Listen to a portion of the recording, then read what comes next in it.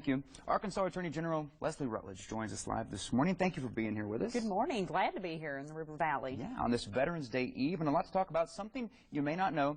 She began the first ever Military and Veterans Initiative at the AG office. Was that earlier this spring? That's correct. We launched it in April, and in order to protect our veterans and military service members and their families from con artists, scam artists, to ensure that those who have fought for our freedom, that we fight for them now. And to make sure if someone, a service member and the family are deployed, that they don't come back and find themselves in financial ruin.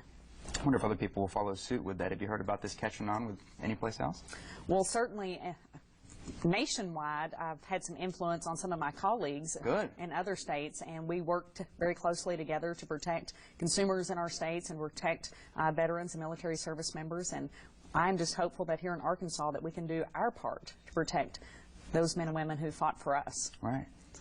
Great. And the Attorney General's office is not only working to serve and protect our military members while they serve our country, but also when they're back at home. Would you mind elaborating on that? Absolutely.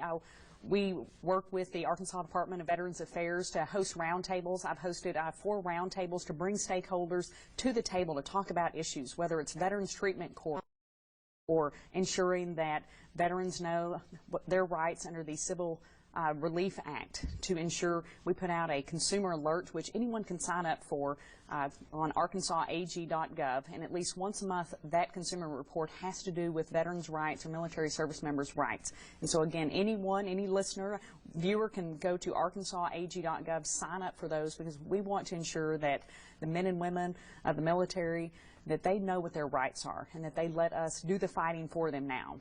Right.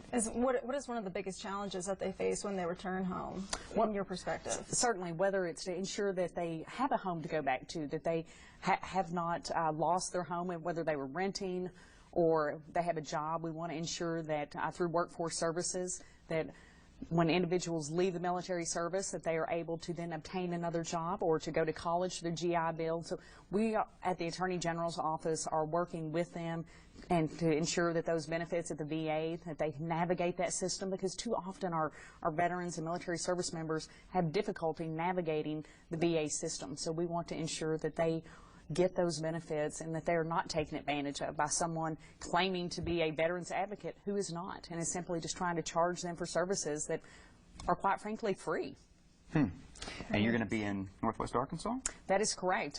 Last night I spoke to Post 31, the American Legion, right here in Fort Smith, and we'll be in Northwest Arkansas the rest of today. I'll be in Fayetteville for a ribbon cutting, and there's a Veterans Day ceremony in Fayetteville. Tomorrow I'll be back in Little Rock for Central Arkansas Veterans Day ceremony, and tomorrow night the Arkansas Veterans Gala in Little Rock. But I encourage folks out there to, if they see someone who's served our country, to thank them for their service and to thank them for allowing us to have these freedoms. Absolutely, so important. Busy lady. Yeah, tell me about it.